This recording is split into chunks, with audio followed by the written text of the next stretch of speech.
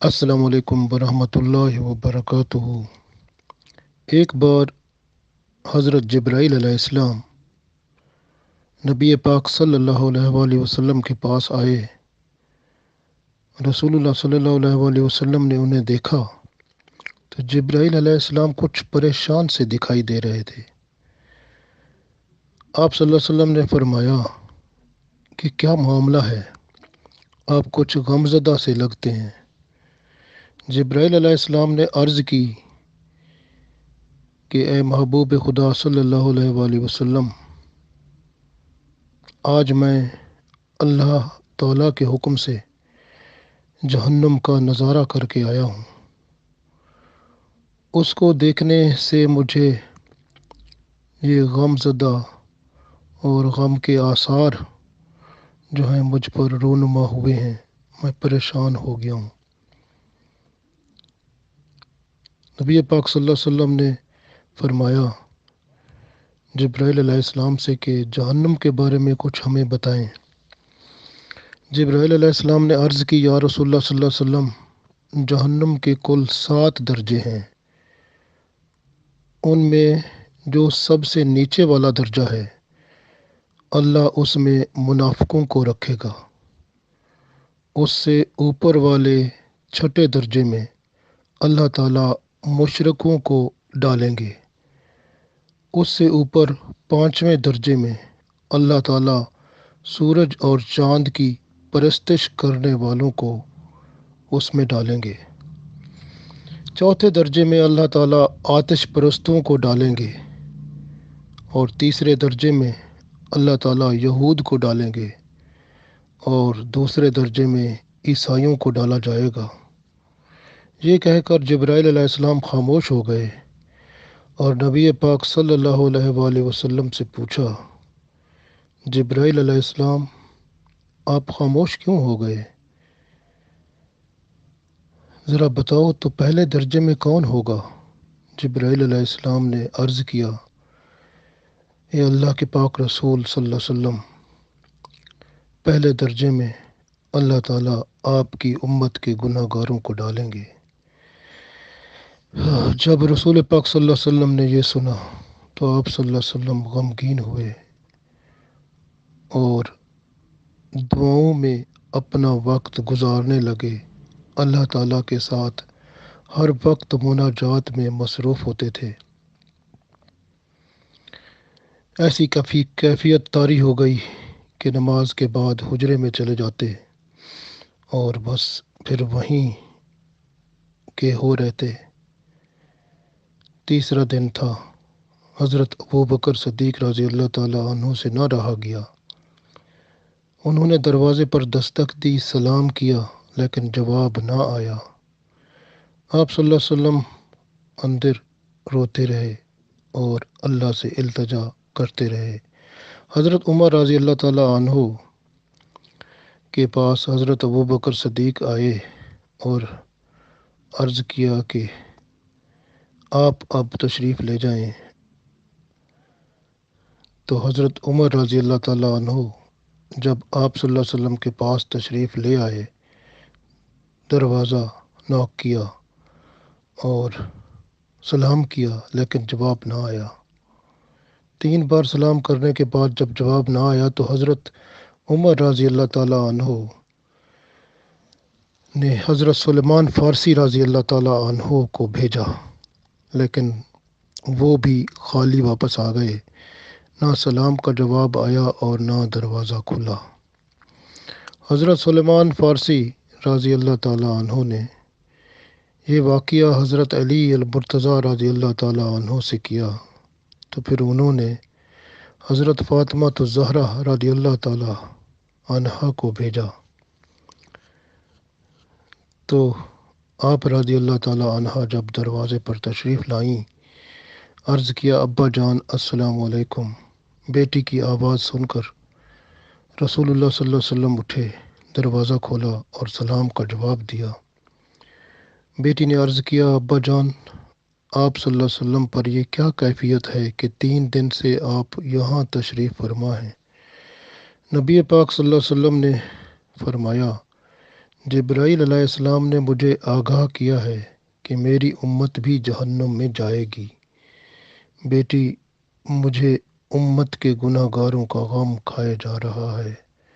میں اپنے مالک سے دعائیں کر رہا ہوں کہ اللہ ان کو معاف فرما، اللہ ان کو جہنم سے بری فرما۔ پھر آپ صلی اللہ علیہ وسلم سجدے میں چلے گئے اور رونا شروع کیا، یا اللہ میری امت پر رحم فرما، میری امت کے گناہ گاروں پر رحم فرما۔ اتنے میں پھر جبرائیل علیہ السلام آئے اور یہ آیت ساتھ لائے، وَلَسَوْفَ يُعْطِيكَ رَبُّكَ فَتَرْضَىٰ۔ اے محبوب صلی اللہ علیہ وسلم، آپ غم نہ کریں، اللہ تعالیٰ آپ کو اتنا کچھ عطا فرمائے گا کہ آپ صلی اللہ علیہ وسلم راضی ہو جائیں گے۔ تو آپ صلی اللہ علیہ وسلم خوشی سے کھل اٹھے، فرمایا اللہ تعالیٰ نے مجھ پہ کرم کیا ہے، روز قیامت میری امت کے معاملے میں اللہ تعالیٰ مجھے راضی فرما دیں گے۔ میں بھی اس وقت تک راضی نہ ہوں گا جب تک میرا آخری امتی جنت میں سے جہنم میں سے نہ چلا جائے اور جنتی نہ ہو جائے۔ آنکھوں سے آنسو آ گئے۔ رحمت عالم صلی اللہ علیہ وآلہ وسلم اپنی مخلوق سے کتنا پیار فرماتے ہیں۔ جہنم ایسی جگہ ہے جہاں پر دکھ ہی دکھ ہے، درد ہی درد ہے، پریشانی ہی پریشانی ہے۔ اللہ تعالیٰ نے کافروں، مشرکوں، منافقوں، مجرموں، گناہ گاروں کے لیے سزا دینے کا مقام جہنم تیار کر رکھا ہے۔ اسے دوزخ بھی کہتے ہیں۔ ایک روایت میں ہے کہ دوزخ 7ویں زمین کے نیچے ہے۔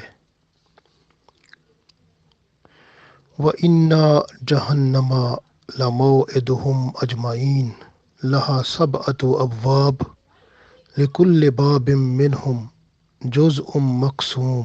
قرآن پاک سورہ ہجر میں آیت نمبر 43 اور 44 میں ہے۔ ارشاد باری تعالیٰ ہے کہ اور بے شک ان سب کے لیے جہنم کا وعدہ ہے۔ جہنم کے 7 دروازے ہیں، ہر دروازے کے لیے مجرموں کا ایک گروہ بانٹا ہوا ہے۔ جہنم کے 7 طبقات بھی ہیں۔ ایک کو جہنم کہتے ہیں، دوسرے کو تضا کہتے ہیں، تیسرا سعیر، یہ بھی جہنم ہے، چوتھا حطمہ، پانچواں سقر، چھٹا جہیم اور 7واں حاویہ۔ یہ سب جہنم کے طبقے ہیں۔ شیطان کے پیروکار بھی 7 میں تقسیم ہیں۔ ہر ایک کے لیے جہنم کا ایک طبقہ موجود ہے۔ حدیث شریف میں آتا ہے کہ جہنم جب قیامت کے دن اپنی جگہ سے لائی جائے گی تو اسے 70,000 لگامیں لگائی جائیں گی اور ہر لگام کو 70,000 فرشتے کھینچتے ہوں گے۔ مشکات شریف میں یہ حدیث موجود ہے۔ جہنم کا داروغہ، اس کا نام مالک ہے۔ یہ ایک ایسا فرشتہ ہے جس کے انتظام میں جہنم اور عذاب دینے کا معاملہ ہے۔ عذاب جہنم کی بہت ساری صورتیں ہیں، مختلف طرح کے خوفناک عذاب ہوں گے۔ ان کی کیفیت رب تعالیٰ ہی جانتا ہے۔ آگ میں بار بار جلایا جائے گا، جب وہ جل بھن کر کوئلہ ہو جائے گا، پھر اس بندے پر دوبارہ گوشت چڑھایا جائے گا اور نئے چمڑے اور سکن کے ساتھ اسے دوبارہ زندہ کیا جائے گا، پھر انہیں آگ میں پھر جلنا ہوگا اور پھر اسی طرح ہوگا، اور یہ بار بار اسی طرح کا عذاب ہوتا رہے گا۔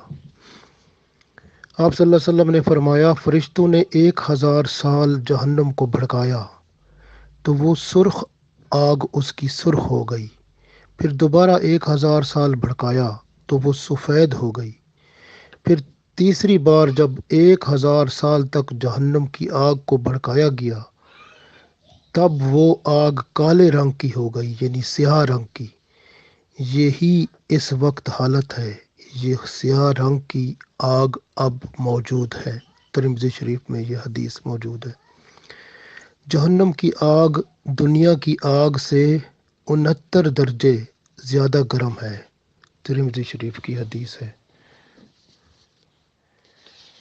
جہنم کی آگ کا ایک پہاڑ ہے جس کی بلندی 70 سال کا راستہ ہے۔ اس پہاڑ کا نام سعود ہے۔ دوزخیوں کو اس کے اوپر چڑھایا جائے گا۔ 70 سال ان کو چڑھتے ہوئے لگ جائیں گے اس کی بلندی تک پہنچنے میں۔ پھر اوپر سے انہیں گرا دیا جائے گا تو وہ 70 سال تک نیچے لڑکتے لڑکتے پہنچیں گے۔ اس طرح عذاب کا سلسلہ ان پر جاری رہے گا، یعنی دوبارہ ان کو پھر دوبارہ چڑھایا جائے گا اس جہنم کے اس پہاڑ پر جہاں 70 سال لگیں گے، پھر دوبارہ گرایا جائے گا، پھر اس طرح سے ان پر عذاب جاری رہے گا۔ ترمذی شریف میں یہ بھی حدیث موجود ہے۔ جہنمی آگ میں جھلس کر ایسے مسخ ہو جائیں گے کہ اوپر کا ہونٹ سکڑ کر آدھے سر تک پہنچ چکا ہوگا اور نچلا ہونٹ لٹک کر ناف تک پہنچ جائے گا۔ ترمذی شریف میں یہ بھی حدیث موجود ہے۔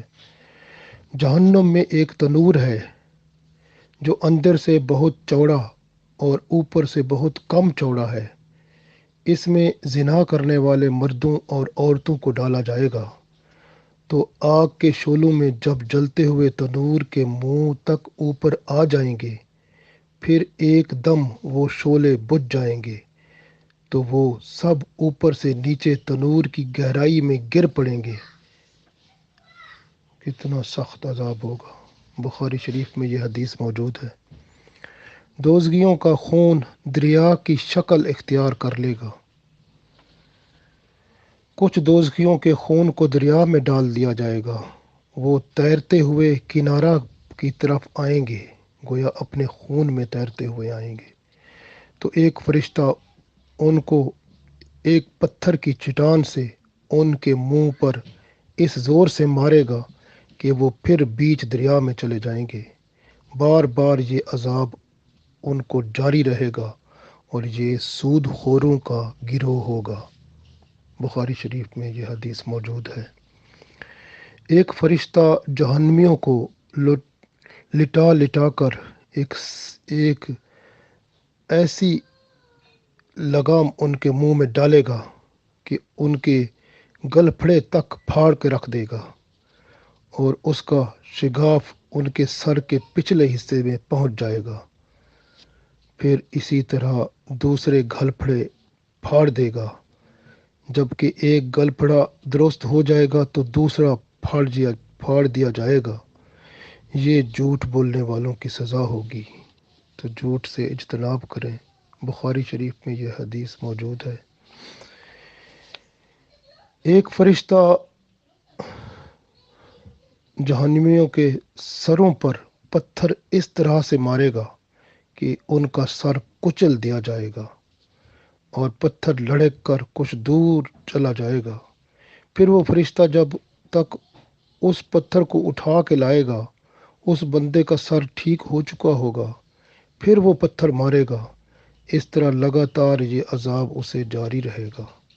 بخاری شریف میں یہ بھی حدیث موجود ہے۔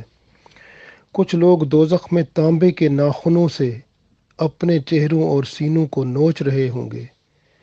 یہ لوگ غیبت کرنے والے، دوسروں کی آبرو ریزی کرنے والے ہوں گے۔ معراج شریف میں آپ صلی اللہ علیہ وسلم نے یہ منظر ملاحظہ فرمایا جبرائیل علیہ السلام کے ساتھ جب آپ صلی اللہ علیہ وسلم تھے۔ ابو داؤد میں یہ حدیث موجود ہے۔ اجمی اونٹوں کی مثل بڑے بڑے سانپ ہوں گے جو دوزخیوں کو ڈسیں گے۔ وہ ایسے زہریلے ہوں گے کہ ان کے ایک بار کاٹ لینے سے 40 سال تک زہر کا اثر درد نہ جائے گا، اور لگام لگائے ہوئے خچروں کے برابر بچھو، یعنی بچھو اتنے بڑے ہوں گے جیسے خچر ہوتے ہیں، دوزخیوں کو ڈنگ مارتے رہیں گے۔ ایک بار ان کے ڈنگ مارنے کی تکلیف 40 سال تک رہے گی، اور یہ سلسلہ بعد میں دہراتا جائے گا۔ مسند احمد میں یہ حدیث موجود ہے۔ قرآن پاک میں ہے بعض دوزخیوں کے گلوں میں، یعنی ان کے گلے میں سانپوں کا توق پہنایا جائے گا جو نہایت ہی زہریلے ہوں گے اور لگاتار کاٹتے رہیں گے۔ دوزخیوں کو حلق میں پھنسنے والا کھانا کھلایا جائے گا جو حلق میں پھنس جائے گا اور ان کا دم گھٹنے لگے گا۔ وہ پانی مانگیں گے، ان کے سامنے اتنا گرم پانی پیش ہوگا کہ منہ کے سامنے لاتے ہی چہرہ کی پوری کھال پگھل کر برتن میں گر پڑے گی، اور جب یہ پانی پیٹ میں جائے گا تو پیٹ کے تمام اعضاء آنتوں سمیت جلا کر ٹکڑے ٹکڑے کر دے گا اور وہ سب نیچے گر پڑیں گے۔ ترمذی شریف میں یہ حدیث موجود ہے۔ قرآن پاک میں ہے زقوم یعنی تھوڑ کا درخت دوزخیوں کو کھلایا جائے گا، اور حدیث میں ہے کہ زقوم کا ایک قطرہ اگر زمین پر گر پڑے تو دنیا والوں کی تمام کھانے پینے کی چیزیں کڑوی، تلخ اور بدبودار ہو کر خراب ہو جائیں۔ ترمذی شریف میں یہ حدیث موجود ہے۔ دوزخیوں کو گرم پانی جو زیتون کے تیل کی طرح شکل میں ہوگا پینا پڑے گا، جو منہ کے قریب آتے ہی چہرے کی پوری کھال کو پگھلا کر گرا دے گا، اور یہی گرم پانی دوزخیوں کے سروں میں ڈالا جائے گا، اور یہ پانی پیٹ میں داخل ہو کر پیٹ کے تمام اعضاء کو ٹکڑے ٹکڑے کر کے قدموں پر گرا دے گا۔ ترمذی شریف میں یہ حدیث موجود ہے۔ جہنمیوں کو پیپ بھی پلایا جائے گا جسے غساق کہتے ہیں۔ یہ ڈول غساق اگر دنیا میں ڈال دیا جائے تو پوری دنیا بدبو سے بھر جائے۔ ترمذی شریف میں یہ حدیث موجود ہے۔ جہنم میں لے جانے والے اعمال شرک، کفر کرنا، قتل کرنا، زنا کرنا، لواطت کرنا، چوری کرنا، شراب خوری کرنا، جوا کھیلنا، سود کا لین دین کرنا، جادو کرنا یا کرانا، یتیم کا مال کھانا، جہاد سے بھاگنا، تہمت لگانا، ماں باپ کی نافرمانی اور ایذا رسانی کرنا، جھوٹی گواہی دینا، غیبت کرنا، چغلی کرنا، امانت میں خیانت کرنا، ناپ تول میں کمی کرنا، رشوت کرنا، مال حرام کھانا اور کھلانا، ترک نماز کرنا یعنی نماز چھوڑ دینا، جمعہ کی نماز چھوڑ دینا، جماعت کی نماز جان بوجھ کر اگر بندہ پڑھ سکتا ہے وہ بھی چھوڑ دینا، زکوٰۃ نہ ادا کرنا، روزے چھوڑ دینا، حج کی طاقت اور قوت ہونے کے باوجود نہ کرنا، یعنی وسائل موجود ہیں پھر بھی حج نہ کرنا، حقوق العباد ادا نہ کرنا، ظلم کرنا، دشمن اسلام سے دوستی کرنا اور مسلمانوں کے ساتھ دشمنی کرنا۔ اس طرح کے اور بہت سارے عمل جو ہیں، برائیاں، گناہ بندے کو جہنم میں لے جائیں گی۔ آج بہترین وقت ہے زندگی کا، حسین ترین یہ وقت اللہ نے جو دے رکھا ہے، ان لمحوں میں فائدہ اٹھائیں، توبہ استغفار کریں، اللہ کے حضور پچھلے سارے گناہوں کی معافی مانگیں اور اپنے آپ کو زیرو پر لائیں، یعنی دوبارہ سے مسلمان بن جائیں۔ عرض کریں یا اللہ کہ جو ہے نا میں اتنی مصیبتوں میں، یہ گناہوں کی مصیبتوں میں رہا، یہ سب مصیبتیں ہیں، یہ غلط کام ہیں جن سے میرا سارا دل کالا ہو چکا ہے، میں تیرے حضور پیش ہوں، مجھے معاف فرما، میری توبہ قبول فرما۔ میں تمام گناہوں سے معافی مانگتا ہوں یا مانگتی ہوں، میرے تمام گناہوں کو معاف کر کے میری توبہ قبول فرما۔ اللہ سے دوبارہ رشتہ جوڑیں۔ انشاءاللہ جب آپ استغفار کریں گے سارے گناہ معاف ہو جائیں گے انشاءاللہ، اور پھر جب توبہ کریں گے تو اللہ تعالیٰ آپ کے درجات بلند فرما دیں گے، اور پھر استقامت دین عطا ہو جائے گی، جب آپ ایک نماز پڑھیں گے تو اس کا ثواب جو ہوگا وہ آپ کو دوسری نماز کے لیے تیار کر دے گا، کیونکہ ثواب یہی ہوتا ہے کہ اگر ایک نیک عمل ہو جائے تو اس کے بعد وہ اسی طرح کا دوسرا نیک عمل اگر ہوتا ہے تو سمجھو مجھے ثواب مل گیا۔ یہ دنیا میں ثواب یہی ہوتا ہے کہ ایک نیک عمل کے بعد دوسرے نیک عمل کی توفیق مل جاتی ہے۔ تو اگر ایسا ہوتا جائے تو بس شکر ادا کرتے جائیں اور اس دنیا کو شکر کے ساتھ اور مصیبت میں صبر کے ساتھ گزار دیں۔ اللہ پر توکل رکھیں، اسی کے ساتھ دوستی رکھیں، اسی کے ساتھ دوبارہ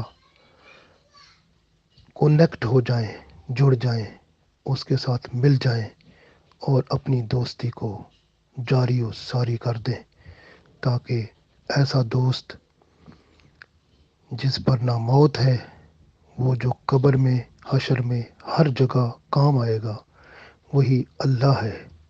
اسی کو دوست بنا لیں، سب کچھ چھوڑ دیں، اپنی تمام خواہشات کو ایک طرف رکھ دیں اور صرف اللہ کی خواہشات پر چل پڑیں۔